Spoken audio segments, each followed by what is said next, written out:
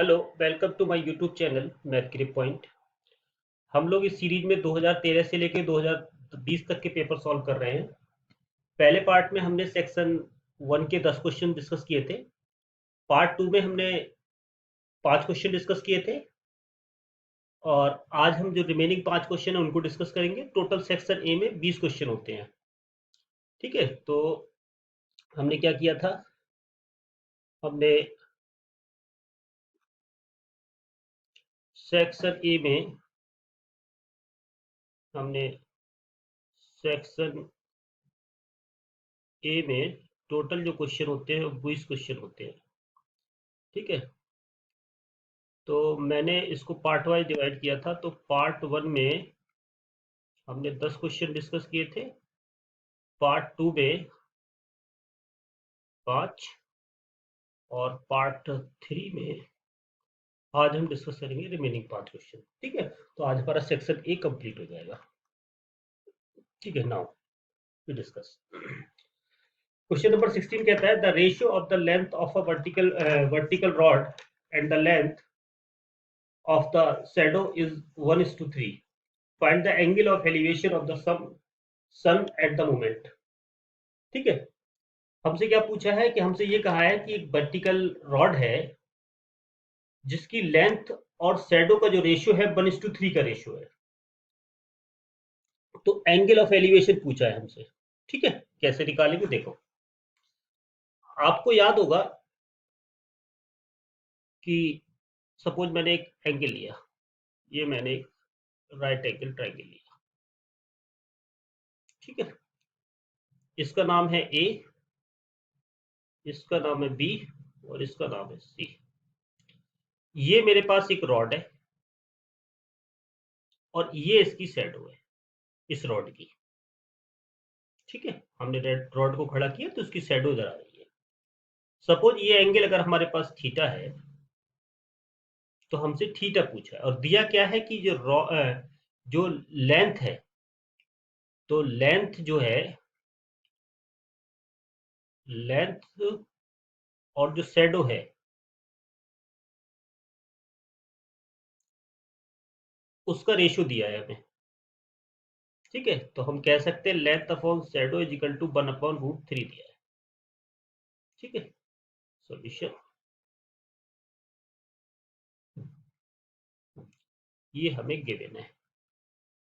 ठीक है, एक बात बताओ, हम लेंथ और जो शैडो जो लेंथ और शैडो जो है, तो हमारे फिगर में लेंथ जो है वो है ए बी और बी सी जो है उसको हम लिख सकते हैं, शैडो है तो ए, ऐसे लिख सकते हैं A B upon B C equal to 1/√3। ठीक है ना। ओके, नाउ तुमने कुछ रेशियो पढ़े होंगे आप लोगों ने। कौन कौन से पढ़े होंगे? एक पढ़ा होगा आपने साइन थीटा, एक पढ़ा था आपने कॉस थीटा, एक पढ़ा था टेन थीटा और तीन इनके रेसिप्रोकल थे।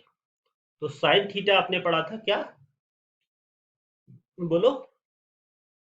इस फिगर के हिसाब से हो जाएगा ए बी अपॉन ए सी, ऐसी कॉस थीटा हो जाएगा बी सी अपॉन ए सी, ऐसे ही टेन थीटा हो जाएगा अपन upon A B upon B C. याद होगा आपको कि perpendicular hypotenuse base upon hypotenuse like this, ये फॉर्मूले आपने पढ़े होंगे।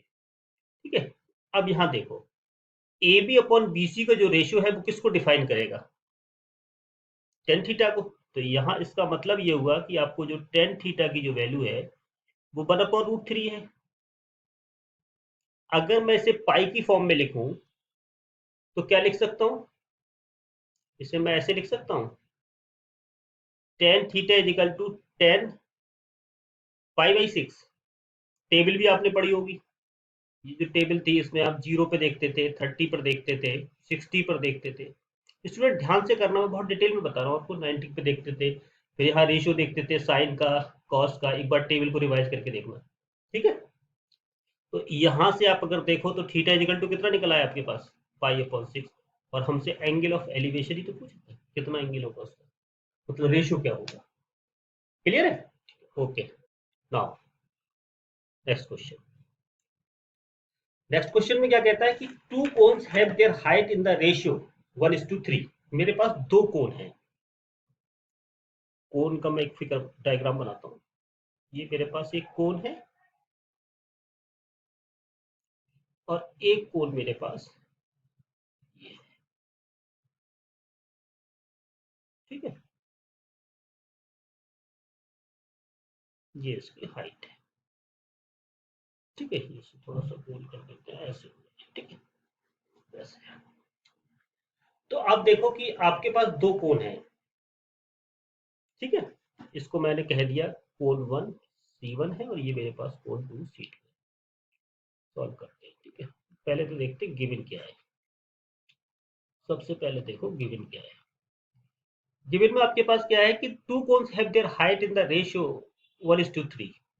मींस अगर मैं इसकी हाइट को h1 बोलूं और इसकी हाइट को अगर मैं h2 बोलूं, तो गिवन है h1 upon h2 is equal to 1/3। Radius है, रेडियस है जिसको दो रेडियस है ना, तो उसको रेडियस लिखते हैं। तो रेडियस का जो रेशियो है वो 3:1 है।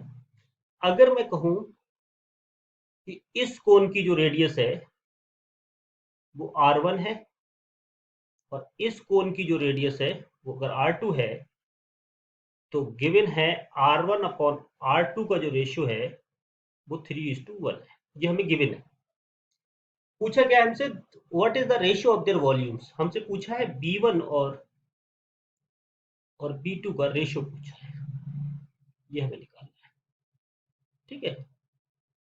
तो स्टूडेंट आपने पढ़ा होगा कोन का वॉल्यूम जो होता है v इजिकल टू क्या होता है 1/3 पाई आर स्क्वायर एच, ठीक है। हमारे पहले केस के लिए पहले वाले कोन को हम ऐसे लिख सकते हैं v1 is equal to 1/3 constant number है, पाई भी कांस्टेंट है, इसे लिख सकते हैं हम r1 स्क्वायर h1, ठीक है। और दूसरा हम जो b2 है उसको लिख सकते हैं 1/3 पाई r2 स्क्वायर h2। हमसे रेशियो पूछा है तो हम सीधा सीधा निकाल लेते हैं v1/b2। इसका v1/b2 क्या हो जाए, दोनों को डिवाइड कर दो, तो 1/3 पाई r1 स्क्वायर h1 अपॉन 1/3 पाई r2 स्क्वायर h2। देखो 1/3 से 1/3 कैंसिल, पाई से पाई कैंसिल, आपके पास आया r1 square h1 upon r2 square h2, ठीक है ना। इसको मैं ऐसे लिख सकता हूं, इसको मैंने लिख लिया b1/b2 is equal to r1/r2 का होल स्क्वायर, r2 का whole square into h1/h2। Clear है? ओके। नाउ r1 और r2 का रेशियो है 3:1, तो ये आपका हो गया 1 का होल स्क्वायर इनटू 1/3। तो ये आपके पास हो जाएगा 3 3 जा 9, 9/1 इंटू 1/3, 3 3 जा 9 ये कैंसिल हो गए, तो ये आपके पास आ गया 3/1। तो b1/b2 जो आया वो आया 3/1। ये इंप्लाइज करेगा कि v1 रेशियो b2 का जो रेशियो होगा वो होगा 3:1। क्लियर? ओके। नाउ नेक्स्ट, ये प्रोबेबिलिटी का क्वेश्चन है, ध्यान से समझना। अच्छा क्वेश्चन है, ध्यान से समझो। A letter of English alphabet is chosen at random. What is the probability of getting the number less than less than 3 नहीं होगा, ये क्वेश्चन गलत लग रहा है मुझे। Just a minute, I check, first I check, मैंने शायद गलत टाइप किया है। ये डेट, ये पेपर देखता हूँ, पेपर लिया मैंने, तो ये पेपर में पूछा है chosen letter is a no, a letter in English alphabet, that question गलत है। A letter of English alphabet is chosen at random. What is that probability of getting? What is the probability? ये हटाओ, ये नहीं है question में, cancel. यहाँ पर है probability that the sorry space that the chosen is a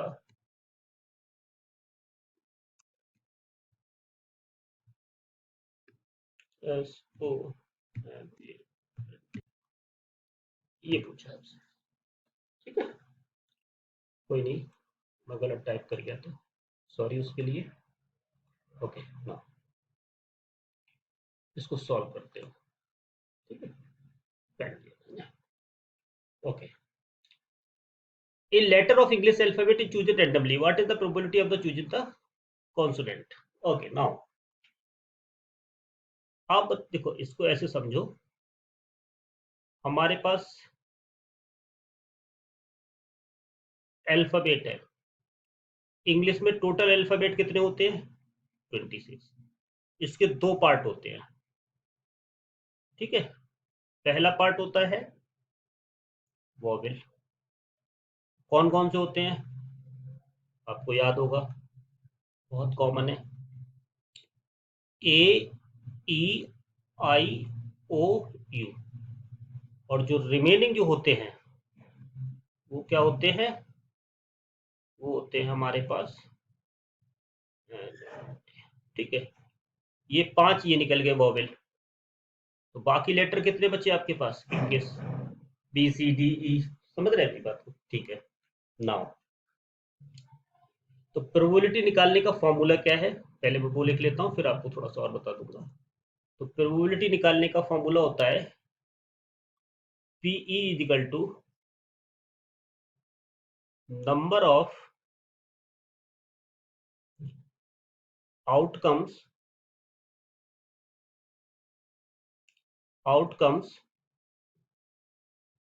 favourable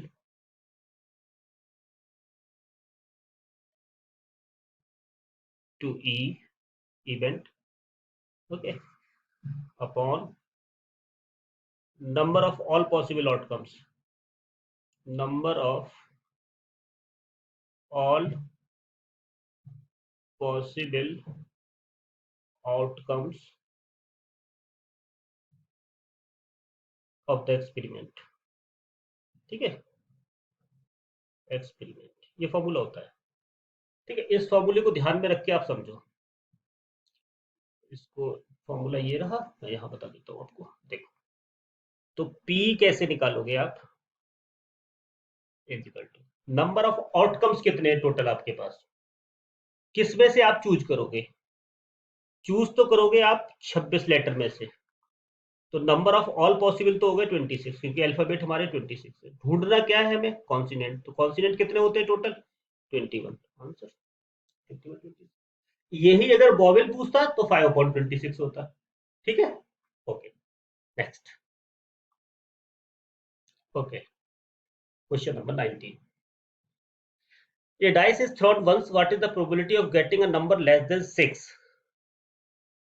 same ऊपर वाला फॉर्मूला हम यूज करेंगे, उसको ध्यान में रख के कैसे सॉल्व करेंगे. सबसे पहले निकालो पॉसिबल आउटकम्स. डाइस में टोटल कितने होते हैं? 1, 2, 3, 4. लूडो का डाइस होता है 5 और 6. टोटल कितने हुए? 6, ठीक है. एनी निकाल लो, ये तो टोटल हो गया हमारे पास. नंबर ऑफ इवेंट्स कौन कौन से होंगे? Less than 3. लेस देन 3 आने वाले इवेंट कौन कौन है? सिर्फ 1 एंड 2, तो ये होंगे नंबर ऑफ 2. और ये हो गया हमारे पास टोटल 6. प्रोबेबिलिटी ऑफ इवेंट्स निकालोगे तो प्रोबेबिलिटी ऑफ इवेंट्स हो जाएगा हमारे पास number of events upon number of possible outcomes. तो ये है हमारे पास इवेंट 2, 1/3 होगी इसकी प्रोबेबिलिटी, ठीक है. नाउ क्वेश्चन नंबर इसका और पार्ट है एक, ओके, इसका और भी दिया है, ये है। If the probability of the winning a game is 0.07, कोई भी गेम है उसको जीतने की जो चांस है वो 0.07 है, what is the probability of the losing it, okay. याद रखो हमेशा, हमें जीतने के चांस इतने हैं, हारने के चांस कितने होंगे, जीतने और हारने के चांस का टोटल कितना होगा, सबसे पहले ये बताओ। आप ध्यान से देखो कि अगर हारने के जीतने के चांस मेरे पास 0.07 है तो हारने के चांस कितने होंगे, ये मुझसे पूछा है। लेकिन हमेशा याद रखो कि probability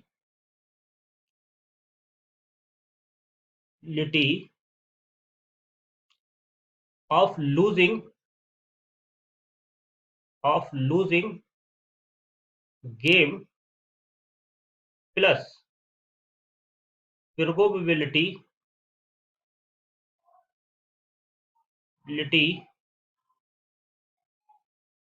of winning game,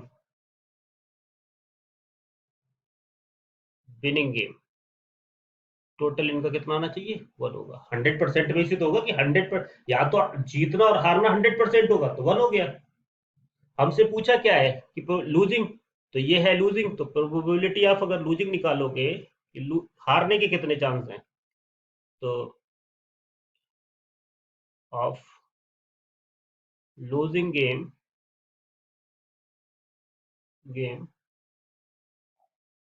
is equal to 1 minus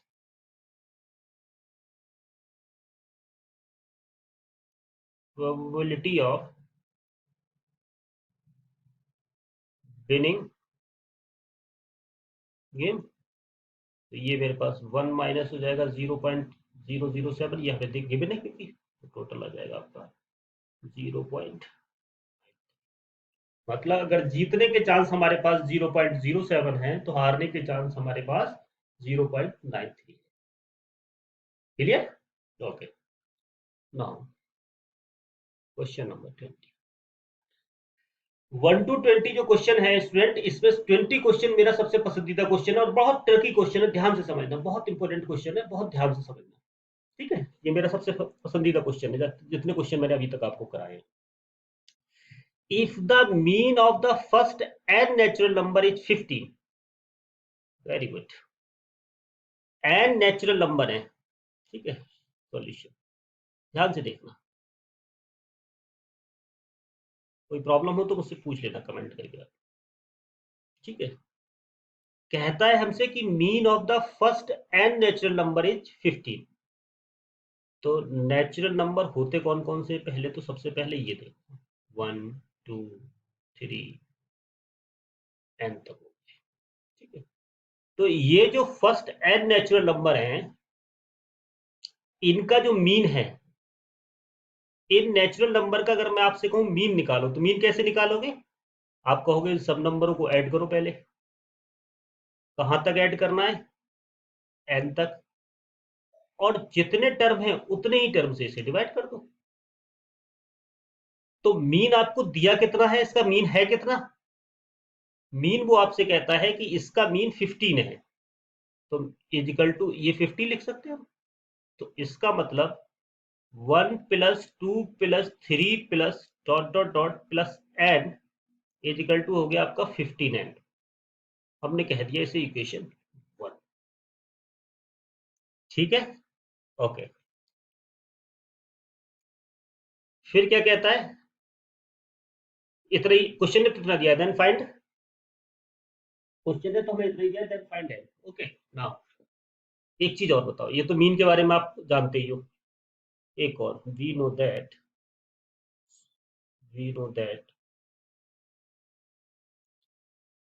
sum of n natural number, sum of n natural number क्या होता है, S n is equal to n n plus 1/2, यही होता है ना। मीन्स हमने क्या किया, हमने ये कह रहे हैं हम ये कह रहे हैं ये होता है, तो Sn अगर मैं निकालूं तो इसका मतलब ये कहना चाह रहा हूं मैं 1 + 2 + 3 + dot dot dot up to n small n is equal to होगा n + 1 अपॉन 2, क्योंकि सब नंबर जो नेचुरल नंबर उन सबका जोड़ इतना होगा। फॉर्मूला मुझे पता था कि Sn का जो नेचुरल नंबर का सब निकालते हैं वो इससे निकालते हैं। एपी में मैं एक बार और डिस्कस करूंगा इसको, ठीक है। ओके, नाउ फर्स्ट इक्वेशन से 1 + 2 + 3 + n की वैल्यू आपने कितनी निकाली थी अभी आपने इक्वेशन पुट।